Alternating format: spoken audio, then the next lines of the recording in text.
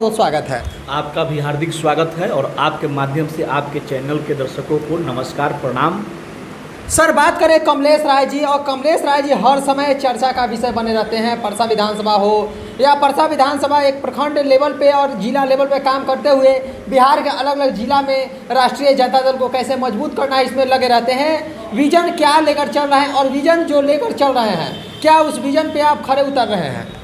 देखिए, पहले तो मैं आपको स्पष्ट कर देना चाहता हूं कि मैं राष्ट्रीय जनता दल का एक कार्यकर्ता हूं, सच्चा सिपाही हूं और 2025 में नेता प्रतिपक्ष आदरणीय तेजस्वी यादव जी को मुख्यमंत्री बनाने के लिए संकल्पित हूं।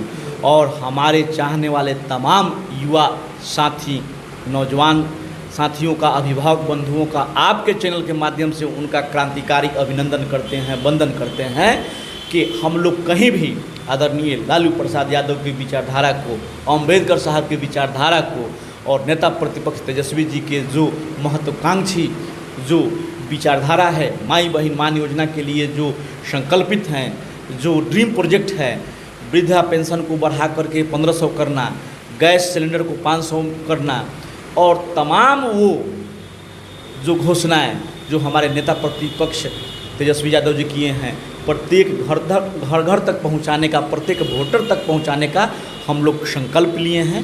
और इसी के तहत हम लोग जनसंपर्क अभियान चला करके अपने परसा विधानसभा के प्रत्येक परिवार, प्रत्येक घर, प्रत्येक टोला, प्रत्येक कस्बा, बूथ वाइज, टोला वाइज हम लोग जा कर के 11 माह से लगातार काम कर रहे हैं और आने वाले दिनों में लगातार करेंगे। क्या लग रहा है कमलेश राय जी को, क्या इस बार राष्ट्रीय जनता दल का समर्थन मिलने जा रहा है? परसा विधानसभा में पुरजोर तरीके से चर्चा चल रही है कि इस बार जो टिकट के रेस में सबसे आगे आप चल रहे हैं।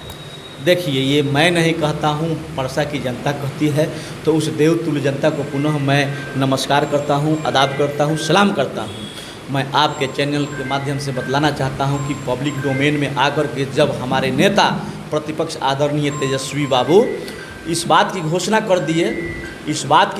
कर दिए कि मैं किसी के पैरवी पर और कुछ वगैरह नहीं कहना चाहूँगा, पर टिकट नहीं देंगे।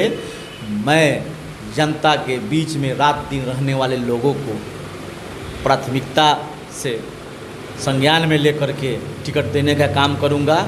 जो जनता के सुख दुख में शामिल होता हो, जो जनता की रात दिन सेवा करता हो, जो स्वच्छ हो, बेदाग हो और कर्मठ हो, ईमानदार हो और जनता के सच्चा सेवक हो, तो जब से होश संभाले और यूँ कहे तो राजनीति में जब से कदम रखे, राष्ट्रीय जनता दल के स्थापना काल से कमलेश राय लगातार पार्टी के विचारधारा को जन जन तक पहुंचाने के लिए संकल्पित है। पटना का वह डाक मंगला चौराहा हो या 2010 में चुनावी संग्राम हो, बूथ से लेकर के तेजस्वी जी के सामने सड़क तक लाठी डंडा खाने का काम पार्टी के विचारधारा से समझौता नहीं किए और मुंह नहीं मोड़े। जेल भी जाना पड़ा तो कमलेश राय जेल जाना पसंद किया, लेकिन सेकुलरिज्म से समझौता नहीं किया, लालू वाली विचारधारा से मुंह मोड़ने का काम नहीं किया। और हम लोग जिस जोश और उत्साह के साथ कल भी थे, आज भी हैं और आने वाले दिनों में भी हम लोग पार्टी के लिए समर्पित होकर के काम करेंगे। अब यह तय करना है आदरणीय नेता प्रतिपक्ष तेजस्वी यादव जी को, जो क्षेत्र में हमारी महान जनता जो हमारे क्रियाकलापों से संतुष्ट है, उसके लिए मुझे किसी के प्रमाण पत्र की ज़रूरत नहीं है। और मैं कितना राष्ट्रीय जनता दल का भक्त हूँ, इसके लिए भी सर्टिफिकेट की ज़रूरत नहीं है। मेरे दिल में सोते जगते हमेशा आदरणीय लालू प्रसाद यादव वास करते हैं। मेरा रोम रोम लालू प्रसाद यादव जी के स्वागत में, उनके अभिनंदन में हमारा सर, हमारा नतमस्तक रहता है।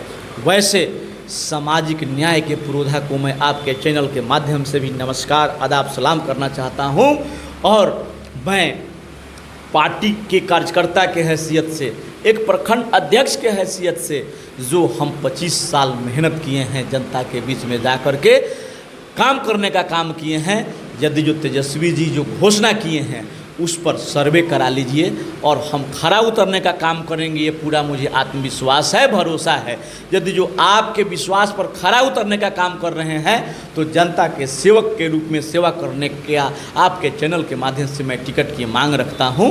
और यदि जो तेजस्वी बाबू भरोसा करके हमको टिकट देंगे तो परसा का सीट जीत करके उनके श्री चरणों में समर्पित कर दूंगा, या फिर आदरणीय तेजस्वी यादव जी का जो निर्देश मिलेगा, जो आदेश होगा, अनुशासन में रह करके मैं पालन करने का काम करूंगा। मैं बिहार में बात करें तो बिहार में डबल इंजन की सरकार चल रही है और एक तरफ डबल इंजन की सरकार कहती है कि 90 के दशक में और 90 के बाद के जो राज थे, लालू प्रसाद यादव के राज तो जंगल राज था, लेकिन आज की स्थिति में पीएमसीएच में पत्रकार जा रहे हैं तो पत्रकार को डॉक्टर ही पीट दे रहे हैं, ऐसा क्यों? देखिए, इसकी जितनी निंदा किया जाए कम है। राजनीति का चौथा स्तंभ पत्रकारिता है और हमारे सम्मानित छोटे अनुज समान मनीष कश्यप जी की पूरी सहानुभूति और इस दुख की बेला में हम सभी लोग उनके साथ हैं। यह जो पुलिसिया जो तानाशाह है और जो डबल इंजन की सरकार में जो सभी अफसर बेलगाम हो चुके हैं, उसकी जितनी कड़ी निंदा की जाए कम है। जो लोग आदरणीय लालू प्रसाद यादव के काल को, जो स्वर्णिम काल था, उसको जंगल राज का नारा देने वाले लोग यही लोग थे। आज सही मायने में मनीष भाई से मैं पूछना चाहता हूँ आपके चैनल के माध्यम से कि आप जंगल राज पार्ट 2 का अपने ही स्टेटमेंट दे रहे थे कि आभास हो गया है। मैं कहना चाहता हूँ कि जो भी मनुस्मृति को मानने वाले लोग हैं, उनका एक अलग आइडियोलॉजी है, अलग तानाशाह है, उनका अलग सेंटिमेंटल सोच है और वो देशभक्त नहीं हो सकते हैं। और आप एक पत्रकार हैं और बहुत चर्चित पत्रकार हैं, जो आप तेजस्वी जी को कोसते नहीं थकते थे। कुछ भी होता था तो तेजस्वी जी करा रहे हैं, तो आज आप स्टेटमेंट क्यों नहीं दे रहे हैं कि नीतीश कुमार और मंगल पांडे हमको पिटवाए हैं? आपको थोड़ी भी नैतिकता का ज्ञान होगा तो सबसे पहले जिस पार्टी के स्वास्थ्य मंत्री हैं और जिसके कर्मी आप पर मारपीट का आरोप किया है, उस पर कानूनी संगत कार्रवाई की मांग करते हैं और उनको जेल में बंद होना चाहिए, तभी आपको न्याय मिलेगा। मनीष भाई, आपके साथ जो घटना घटित हुआ है किसी भी पत्रकार बंधु के साथ में नहीं घटित हो, इसके लिए मैं सरकार से उनकी सुरक्षा की मांग करता हूं।